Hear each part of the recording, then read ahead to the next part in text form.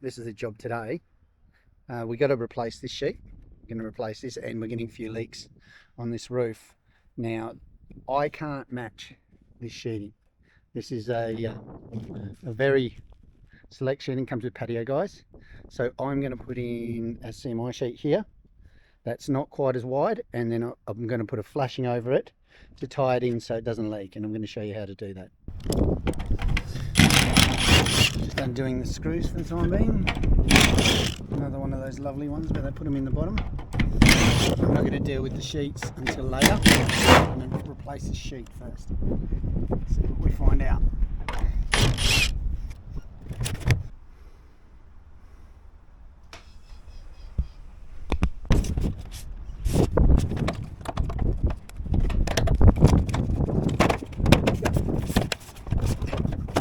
Alright, so that was just a big blob of silicone holding the sheet down. The other side had given way. Okay, so now we just got to take off that flashing that's been put on the end so we can see how it's screwed in down there.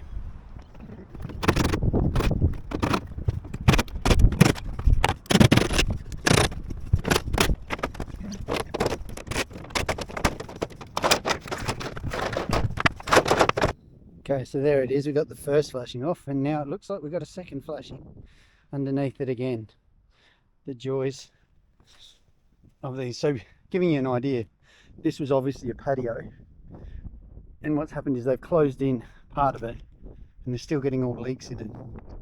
Now I can't guarantee I'll get all the leaks. We're replacing the fiberglass sheet because it gets old, and we're just going to have a look over to see if we can't get a couple of the drips.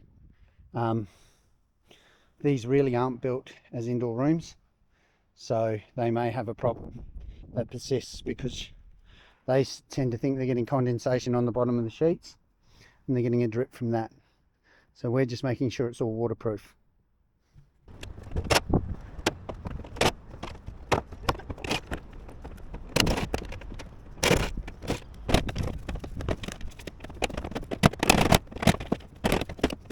Okay, so what I'm going to do is I'm going to show you a couple of the problems you have when you're closing in outdoor rooms. So these gutters are all slotted. You can see them there. And their solution to it has been to seal all the slots. Then put flashing over the top of them. So the problem is if any of those slots leak, you're going to get a leak inside. Then on top of that, if any of those gutters rust out, it's going to flow inside. So if I was doing this job, all those gutters there I would have replaced right to there with solid gutters and brand new gutters.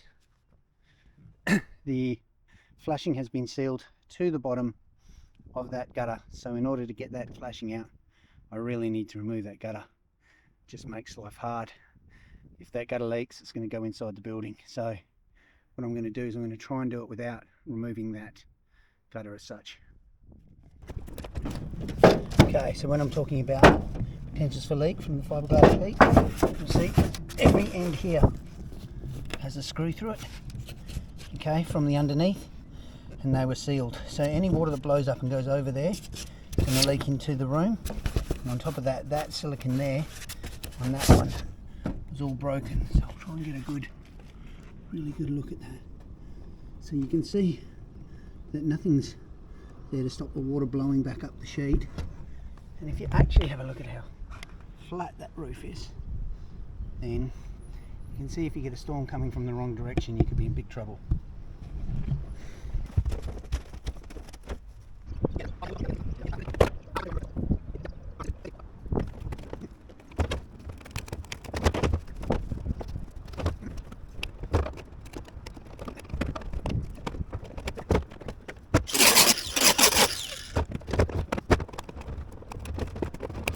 If you want to know what I just did there, I just cut around the fiberglass that was drilled in, and there's a few bits there, and then pulled it out over the screws, and then I just angle grinded the screws off. That's the only way I could get at it, because I couldn't get this panel out from underneath.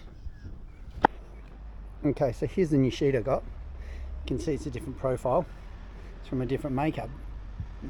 And so what I did was, if this was slightly a different size, I had the flashing there made up, so it would go over a rib, across and back down, cover any gap that there was. But looking at the sheet, it's highly possible that I might get this sheet to work without needing that flashing. So let's see if we can do that. Here we go. I should be quizzing you guys. What is this called? You should know this when you've seen some of my other videos. Let's have the answer in 3, 2, 1. It's called bending down the sheets. What it does is, as the water gets to the end, it won't flow back under and drip beneath the sheeting. Up that end, we're going to bend them up. Let's try and get some big bend ups, some decent bend ups on this. Do the 2 edges first, because if you don't, when you bend it up, you'll get a little tear in it. Won't be as waterproof.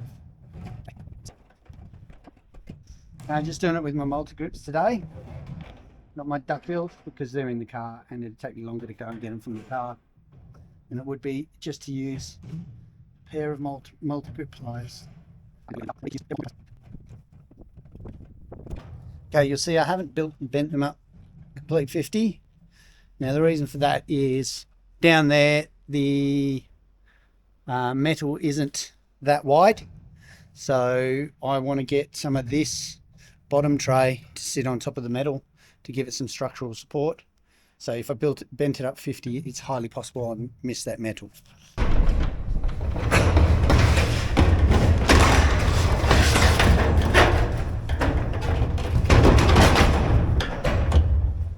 Okay, so here's my problem.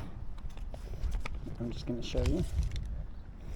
See, the top of that lap is 65 and the top of this one is 35. So what I'm going to do, I'm going to have to go along and cut some sheeting off that.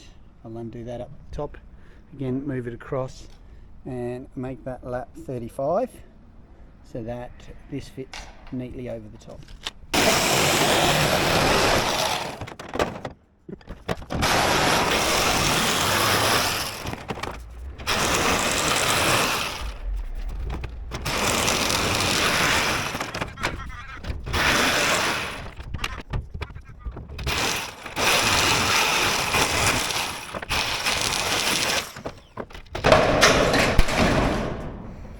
Look at that.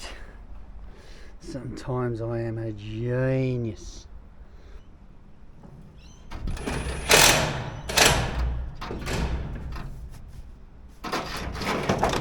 Okay. Rather than the bottom, go through the top.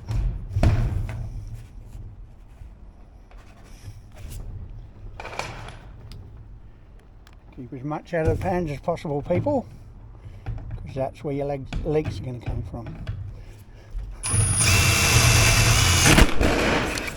Good times.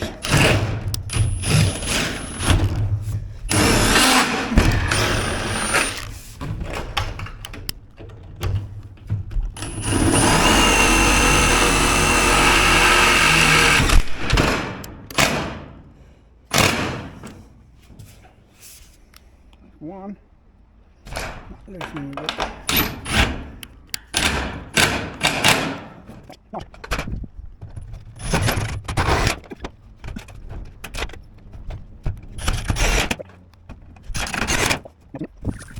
So here you see me just going along. I'm just clearing all the debris from underneath flashing, and what I'm doing is then just sealing all the screws that have been screwed in from the bottom and aren't waterproof. So any water that runs up there and hits the screws won't go through them now. Here I'm just going along and I'm really fixing down that under flashing well, because once the top flashing goes on there's not much you can do about it. But you'll see every screw that I put in, I put silicone underneath it, and then I screw through it with a screw that has a washer on it. So I'm really doing everything I can so that they can't leak.